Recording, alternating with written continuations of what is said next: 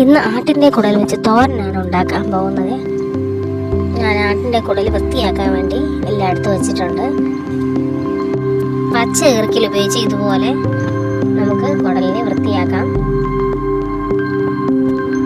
ഇതുപോലെ വലിച്ച് നിൽക്കുമ്പോഴത്തേക്കും അത് നല്ലതുപോലെ നീങ്ങി വരും. അപ്പോഴത്തേക്കും നന്നായിട്ട് അഴുക്ക് നമുക്ക് കളയാൻ സാധിക്കും.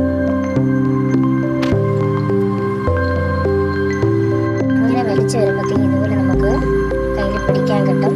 എന്നിട്ട് അതിനെ മറിച്ച് കൊടുക്കുക. ഇതുപോലെ ചെയ്യുക. അപ്പോൾ മൊത്തം ക്ലീനായി കിട്ടും. ഈ തൊലിയിലെ കറുപ്പ് ചൂടുവെള്ളം ഒഴിച്ച് ഞാൻ ഇളക്കി കളയും. കഴുകി വൃത്തിയാക്കി ഞാൻ കുക്കറിലേക്ക് ഇട്ടിട്ടുണ്ട്. കുടൽ കഴുകുമ്പോൾ കുറച്ച് മഞ്ഞൾപ്പൊടി ഇട്ട് കഴുകിയാൽ നല്ല വൃത്തിയായിട്ട് നമുക്ക് കിട്ടാൻ സ്മെല്ലൊക്കെ കുറച്ച് മാറി കിട്ടും. കുക്കറിലേക്കിട്ട് നല്ലതുപോലെ വേവിച്ചെടുക്കാൻ പോവുകയാണ്. വളരെ കുട്ടികൾക്കൊക്കെ കൊടുക്കാൻ പറ്റുള്ളൂ. ഞാൻ കുറച്ച് മഞ്ഞൾപ്പൊടി, കുരുമുളക് പൊടി, ഇഞ്ചി, വെളുത്തുള്ളി ചതച്ചത് ഇതെല്ലാം കൂടെ ചേർത്താണ് ഈ കുക്കറിലിട്ട് വേവിക്കുന്നത്. അങ്ങനെ വേവിക്കുമ്പോൾ നമുക്ക് അതിലുള്ള സ്മെല്ലുകളൊക്കെ ഒരുപാട് കുറയും. നല്ലൊരു മണവും കിട്ടും.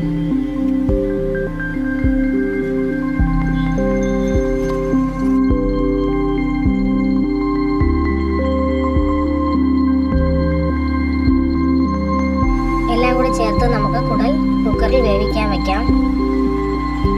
ഒരു ചട്ടി അടുപ്പിൽ വെച്ച് എണ്ണ ചൂടാകുമ്പോൾ ഇഞ്ചി, വെളുത്തുള്ളി ചതച്ച് ഇട്ട് കൊടുക്കുക. അത് നന്നായി ഒന്ന് മൂത്ത് വരട്ടെ. അതിലേക്ക് ഒരു ചെറിയ കഷ്ണം പട്ട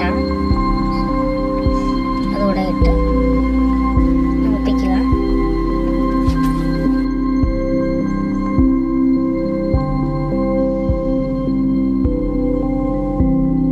കുറച്ചൊന്ന് വഴണ്ടി വരുമ്പോഴത്തേക്കും നമുക്കതിലേക്ക് കരിവേപ്പില ചേർത്ത് കൊടുക്കാം.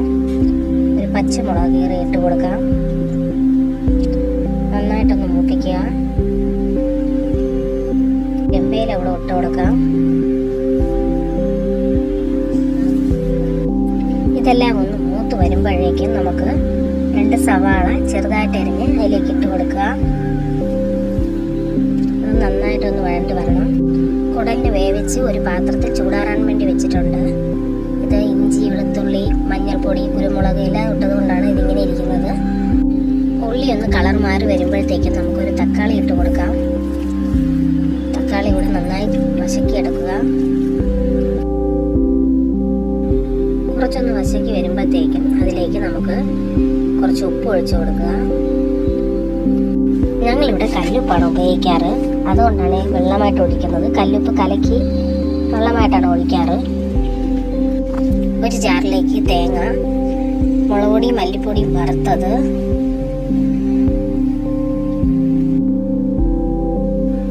മസാലപ്പൊടി, മഞ്ഞൾപ്പൊടി ഇതെല്ലാം കൂടി ചേർത്തൊന്ന് അടിച്ചെടുക്കുക. തോരൻ അടിക്കുന്നത് പോലെ അടിച്ചെടുത്താൽ മതിയാകും.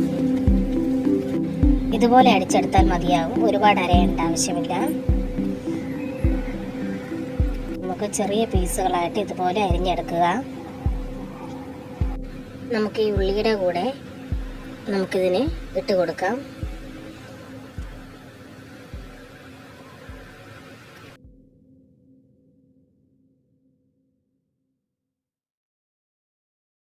അതിലേക്ക് നമ്മൾ അരച്ചു വെച്ചിരിക്കുന്ന തേങ്ങ കൂടെ ഇട്ട് കൊടുക്കാം.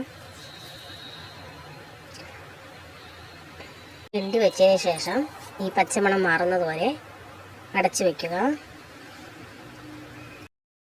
മസാലയൊക്കെ അതിൽ പിടിക്കുന്നവരെ നമുക്കൊന്ന് വെയിറ്റ് ചെയ്യാം. തുറന്നതിന് ശേഷം അതിലേക്ക് കുറച്ച് കുരുമുളക് പൊടി ഇട്ട് കൊടുക്കാം. നമുക്ക് കുറച്ച് പെരിഞ്ചീരകം കൂടി തല്ലി അതിലേക്ക് ഇടുക. എന്നൊരു നല്ലൊരു മണം കിട്ടും.